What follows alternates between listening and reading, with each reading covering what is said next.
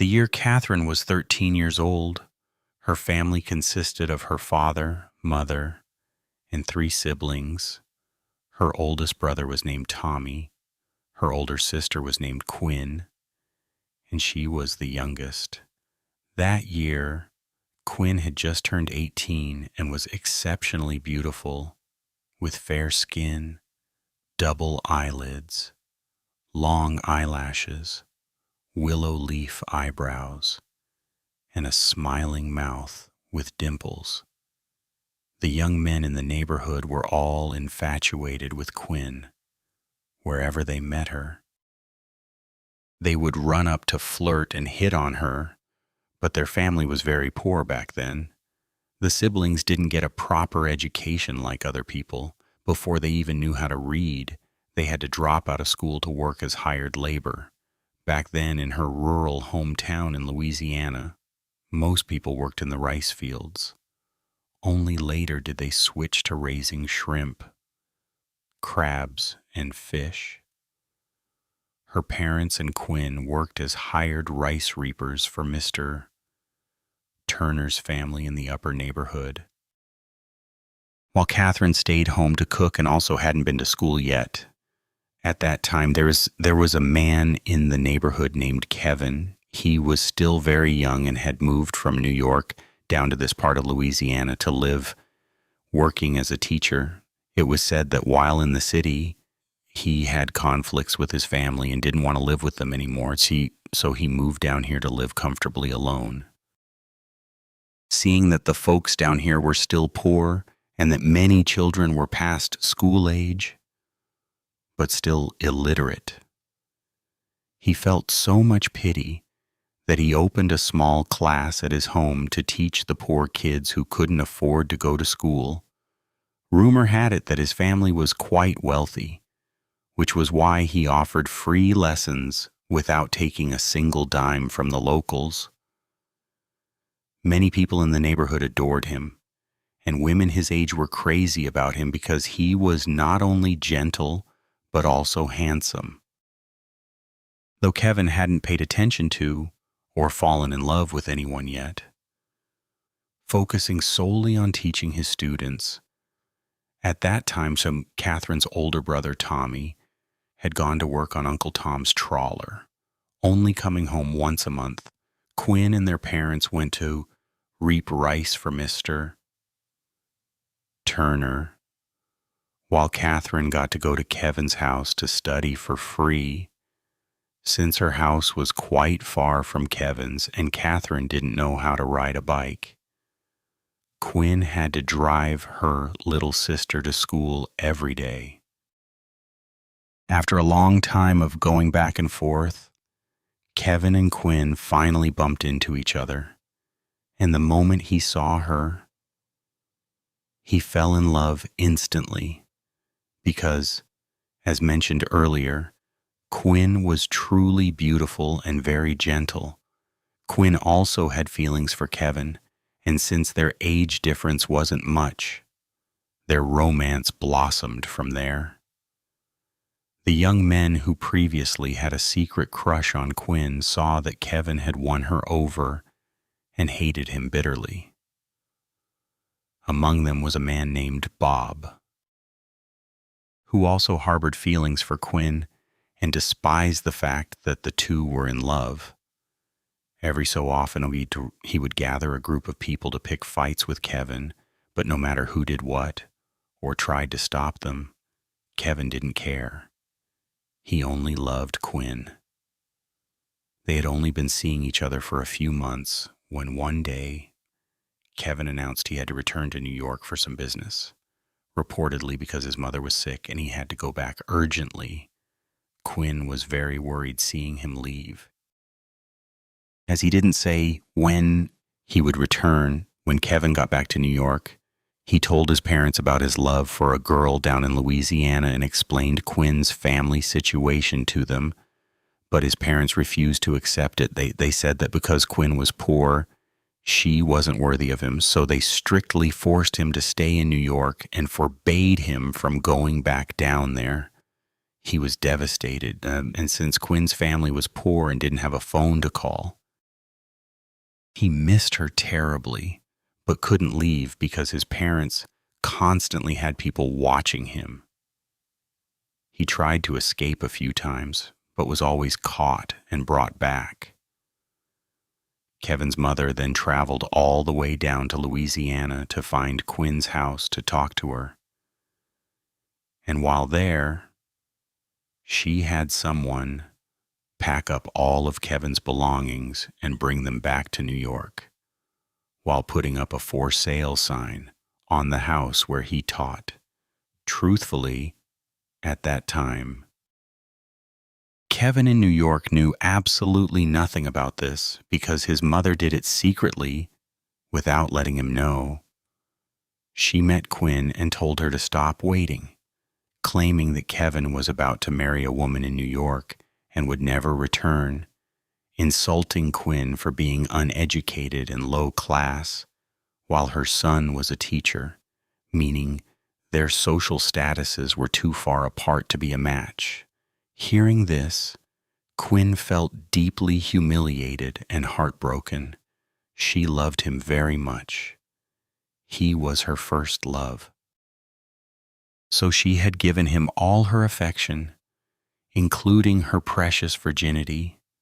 So when she heard his mother say that, she could only stay silent and cry, not knowing what to say, thinking that since she was poor, covered in mud, and uneducated, it was true that his family wouldn't want to marry her, feeling she wasn't worthy.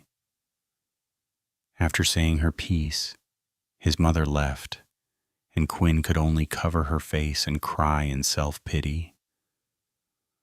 A long time passed without any sign of Kevin returning, and at some point, a rumor spread from an unknown source reaching Quinn's ears that Kevin had gotten married in New York, down here.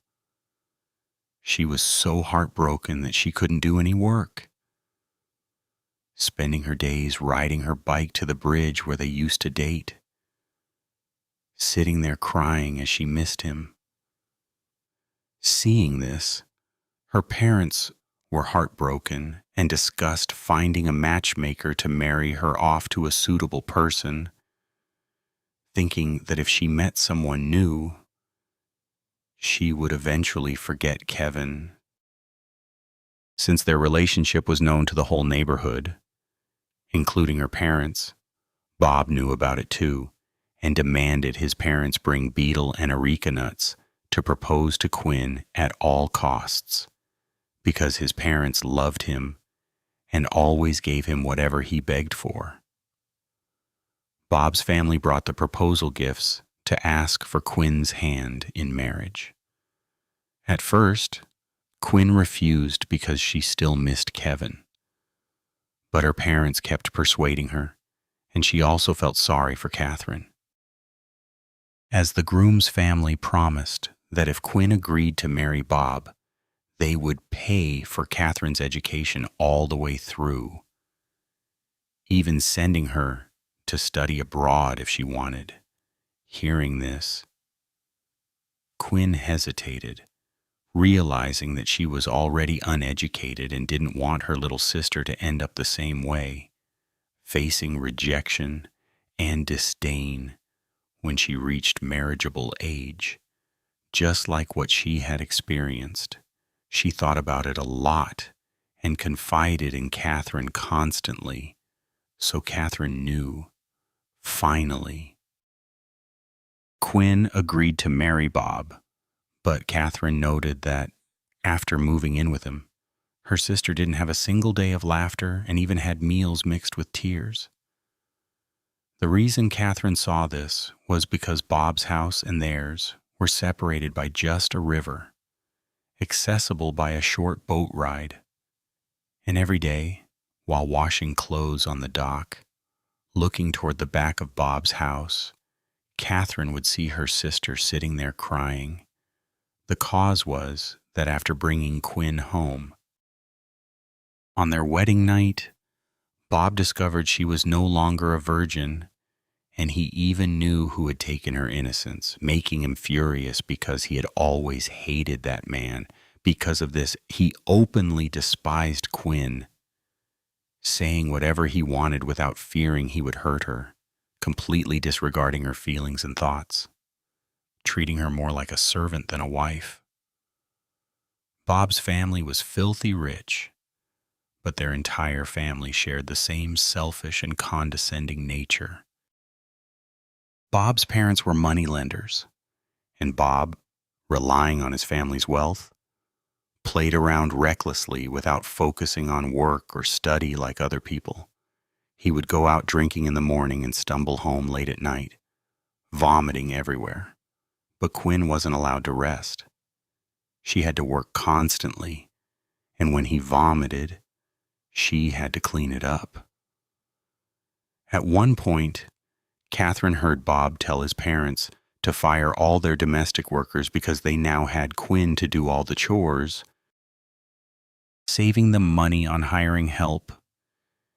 Even though their traditional 3-bay house was massive and he also raised pigs, chickens, ducks, and fish, he forced Quinn to single-handedly manage everything perfectly from inside out without missing a single chore, which meant Quinn had to wake up at 3 or 4 a.m. every day to cook meals, boil water, brew tea for her parents-in-law, and chop banana stems to feed the animals. Due to a lack of rest, Quinn grew bone-thin, looking very pitiful. And despite living right next door, she hadn't been able to visit her own family once since getting married, spending all her time over there because if she left, no one would do the chores. She devoted all her time to housework, yet wasn't just working but also getting scolded and sometimes even beaten. But she didn't dare let her parents know, fearing they would worry. So she endured it in silence. Seeing this, Catherine found excuses to go over to Bob's house to visit her sister. But that family was very cunning. Whenever they saw Catherine's family members visit, they would treat Quinn well, speaking to her softly and gently to make her family think she wasn't being abused. This didn't just apply to her family, but to anyone in the neighborhood. They would instantly change their attitude when guests arrived, so no one saw how much Quinn suffered, thinking she was living a life of luxury. Several months passed without any news of a pregnancy. So her mother-in-law bought all kinds of Western and traditional medicines for her to take, but no matter how much she drank, she couldn't conceive. At this point, Bob's father said that if she couldn't give birth, they should find another wife for Bob to bear them a grandson to carry on the family line, especially since they were getting old and Bob was their only son. They immediately hired a matchmaker to find another wife for their son and were introduced to a girl named Daisy from the upper neighborhood, whose family was neither rich nor poor, with parents who were herbalists. Daisy was petite and somewhat pretty, but standing next to Quinn, Quinn still outshone her. Knowing their son-in-law was taking another wife, Quinn's family worried it would be hard for her to live in that house, but Quinn reassured her parents, saying it was natural for them to find someone else to bear a child since she couldn't, especially since taking multiple wives was still considered normal for men at that time. Hearing this, Quinn's parents had to bite their tongues and let it go. But the old saying that beautiful women suffer harsh fates proved true.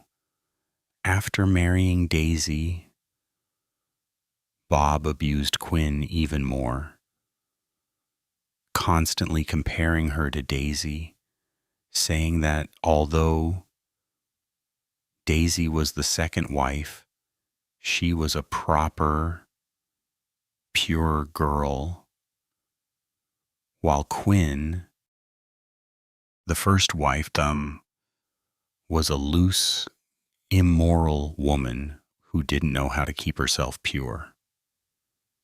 Being humiliated in front of everyone made Quinn feel deeply pathetic, while Daisy, seeing her husband's favoritism, took advantage of the situation.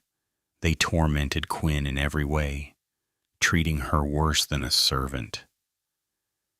About 2 months later, Daisy got pregnant, and needless to say, Bob's family openly pampered her, making Quinn wake up incredibly early every day to go to the market and cook delicious food to nourish Daisy. Many times, exhausted, Quinn wanted to give up and run back to her mother's house, wondering what sin she committed to stay there and be tortured like this. But life is very ironic. Right when she wanted to leave, she heard her father was seriously ill, his lung condition having turned into severe asthma from working in the cold dew. This illness was hard to cure, especially with the medical care of that era not being like it is today, requiring maintenance medication, but their family was poor. The medicine was expensive, and just having enough to eat was a blessing. Seeing her mother constantly crying with her, saying that every time an asthma attack hit without medicine, her father would suffer terribly. Quinn secretly sold the wedding gold Bob's family had given her to buy medicine for her father. One day, when Quinn's parents went to New York for a wedding, Bob told Quinn he needed a lot of money for an errand and told her to lend him her wedding gold, promising to ask his parents for money to buy it back when they returned. But by then, the gold was already sold, so she had nothing to give him, forcing her to tell the truth that she sold it to buy medicine for her father. He didn't believe her reason, asking where the gold went and accusing her of giving it to a lover. No matter how she explained, he wouldn't believe it, as his nature was to act aggressively whenever he didn't get what he wanted. As Quinn tried to justify herself, he slapped her multiple times and shouted that the gold was bought with his family's money, asking if she had asked his permission before selling it. After he said that, she didn't dare say another word, only covering her face and crying while taking his verbal abuse, because opening her mouth meant getting slapped again. The next day, when Quinn went to the market to buy groceries for dinner, she unexpectedly bumped into Kevin. Just imagine the feeling of meeting the person you love after so many days apart. The longing and emotions were overwhelming. Quinn desperately wanted to run up and hug Kevin, but she noticed his eyes looking at her in a very distant way, and he didn't even bother to smile at her. Trying to hold back her emotions, she asked how he was doing and if he was living a good, happy life.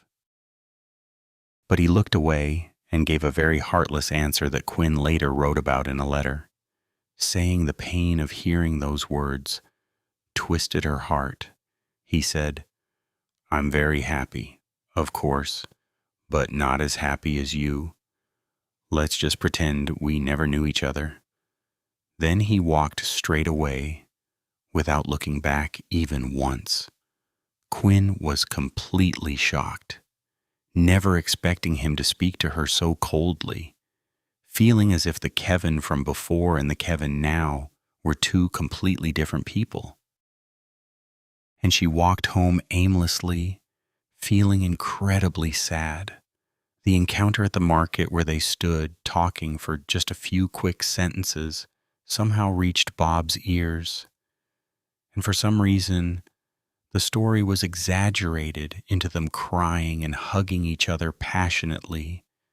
Bob went crazy, waiting for her to come home and without asking a single question, slapped her so hard her mouth bled, cursing her for being a promiscuous, unfaithful woman who dared to mess around with her ex while married, accusing her of wanting to die and delivering a slap with every curse, leaving clear handprints on both sides of her face. That night, Quinn didn't sleep. She sat up writing 2 long letters, one for her family and one for Kevin, detailing everything she had endured since stepping into Bob's house. Early the next morning, around 3 or 4 a.m., she went back to her family's house, but since no one was awake yet, she just stood outside by the hibiscus hedge looking in. Uncle Ted next door was returning from checking his fishing nets and, seeing her, asked why she was out so early and why she didn't go inside. But Quinn just said she planned to visit, but it was too early and no one was awake. Then handed Uncle Ted a bag, asking him to give it to her parents when they came out later. After saying that, she ran straight away, leaving Uncle Ted completely confused. When he saw her parents come out, he gave them the bag, but since they were rushing to work, no one opened it to see what was inside. 2 or 3 days later, Bob came over to ask if Quinn had returned, saying she had been missing for days. At that time, her parents were at work, and only Catherine was home. She told him her sister hadn't come back, feeling very worried upon hearing she was missing. When her parents returned, she immediately told them, and the whole family split up to search every corner of the village but couldn't find her. On the night of the search, Catherine was so exhausted she went home to sleep. Her bed was right next to the window, which she left open for the cool breeze, and while half asleep, she heard her sister's voice calling, "Catherine, I'm dead. Please, try to take care of our parents for me." Hearing that, she jolted awake, not knowing if it was a dream or reality, but the voice kept echoing in her head. Around 5 a.m., there was loud banging on the door. It was Uncle Ted yelling, "Uncle Tom, Catherine! Get out to the river quickly. Quinn drowned out there." Oh my God. The whole family stumbled and fell as they ran after Uncle Ted to the riverbank, where Quinn's body lay near a bamboo bridge, surrounded by some neighborhood men who had probably pulled her ashore. Her body was bloated and starting to smell. Uncle Ted said that morning while checking his nets near the bridge, the net got snagged on something rock solid, and when he reached down to feel what it was, he was terrified because he grabbed a hand. Being a tough guy, Uncle Ted called a couple of others to help pull it up, and they were horrified to discover it was Quinn, wearing the exact same outfit she had on when he saw her a few days prior, which he recognized instantly. He then ran back to inform the family. The mother and daughter fainted repeatedly from crying, and when her father went to stroke her face, just a touch caused blood to pour from her mouth and nose, terrifying the onlookers so much they turned away, unable to look. When Bob's family was notified, he came out too, but do you know what he said? He told her family to take her home and handle the funeral. offering money because his pregnant second wife had a taboo against funerals, meaning Quinn's body couldn't be brought back to his house. He said this with a completely blank face, showing not a shred of heartbreak. So they brought Quinn's body home. And since she had been dead for days and was starting to decompose, they did a quick ritual and buried her immediately.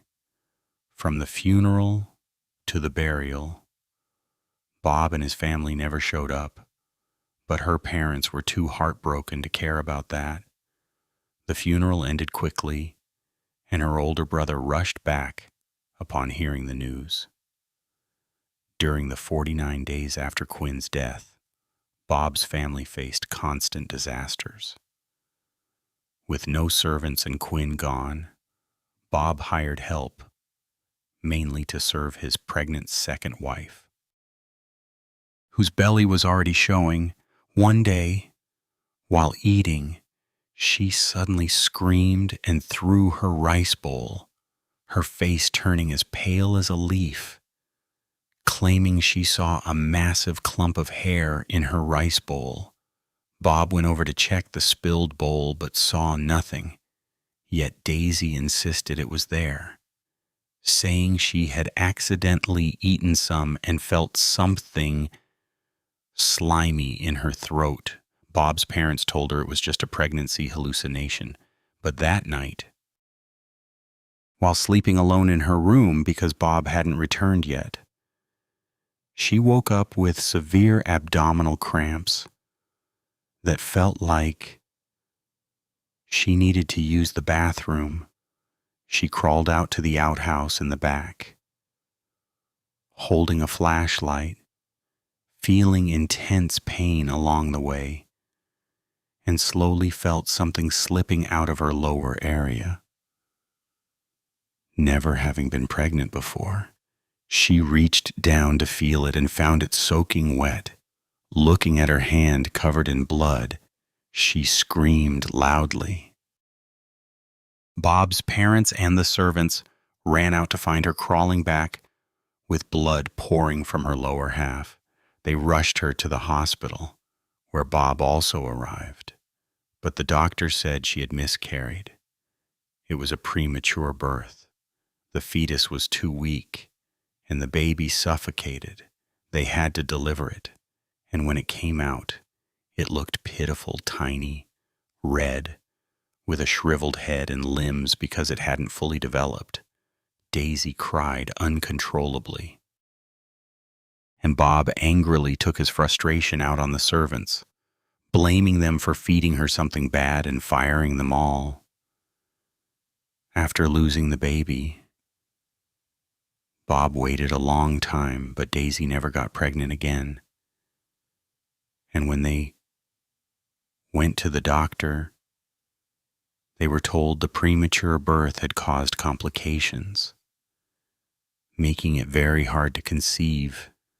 Hearing this, Bob became depressed and started playing around even more recklessly than before, gambling on cockfights and piling up massive debts. When the creditors came to his house demanding payment, his father went crazy, realizing Bob had secretly taken the property deeds and pawned them all, leaving only fake papers in the safe.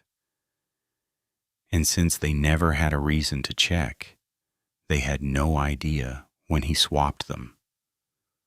A few days before the house was seized, neighbors heard Bob screaming in the middle of the night, yelling, "Spare me, don't take me," while smashing everything in the house. When people rushed over, they saw him holding a huge stick, smashing things and attacking anyone who tried to stop him, yelling at them to get out of the way so he could hit the ghost, even though no one else saw one. He kept fighting and cursing until it finally came out that he was fighting Quinn's ghost. Every night she would return, standing at the head of his bed, crying and asking why he treated her so badly when she was alive. every single night he saw her, and one night she even jumped on top of him, pinning him down, looking soaking wet and reeking. Eventually thought he went completely insane, randomly screaming out of nowhere and startling everyone around him. When the deadline came, the creditors seized the house, and Bob's parents could only watch in heartbreak as their home was taken over, forcing them to move in with his paternal relative, completely cutting ties with their prodigal son and leaving him to his own devices, seeing Bob lose everything. Daisy also packed up and went back to her mother's house. A family that was once wealthy was ruined by his gambling addiction, leaving his parents homeless, while he spent his days sleeping in the streets hugging a liquor bottle, reeking of alcohol so badly that everyone avoided him. Catherine thought he was probably paying the price for how he lived his life and treated everyone, not just Quinn. Back at Catherine's house, on the day her mother was cooking to prepare for Quinn's 49th day memorial, she was cleaning the house and saw the bag Quinn had given Uncle Ted, suddenly remembering she had completely forgotten about it.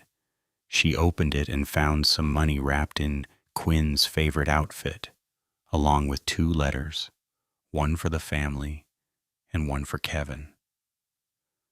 After reading the letters, the whole family finally understood everything the humiliation Quinn had endured and why she chose to die. They all cried, never realizing that marrying into wealth would result in such suffering for their daughter and sister. When Kevin read his letter, he also understood the root of the situation and the reason he had spoken to her that way at the market. He had heard rumors that Quinn hadn't waited for him and had run off to get married. At first, he didn't believe it and secretly sneaked back, only to see that she was indeed married and seemingly living well. So he thought she had settled down and returned to New York, never imagining she was living in such misery. He later found out his mother had orchestrated everything, and he never actually married anyone, waiting all along to reunite with Quinn. After that, he went to her house to light incense for her and sat at her grave for a very long time. Catherine saw him from inside the house and felt deep pity for both of them. Kevin remained unmarried and is now over 60. Still occasionally dropping by to light incense for Quinn. A few years after Quinn's death, Catherine reached marriageable age and followed her husband to New York, bringing along some of her sister's ashes and incense sticks to worship her to this day. She said that recounting this story still brings her immense pain regarding her sister's tragic romance. Love back then meant loving each other to the death, but just because of external judgments about whether they were worthy of each other, they were torn apart, leading to such a tragedy. Decades have passed, but telling it now still hurts deeply, especially knowing Quinn decided to marry Bob just so Catherine could get a proper education. Catherine still keeps Quinn's letter, although it's old, crumbling, and fading from time. Every now and then, she still takes it out to look at her sister's handwriting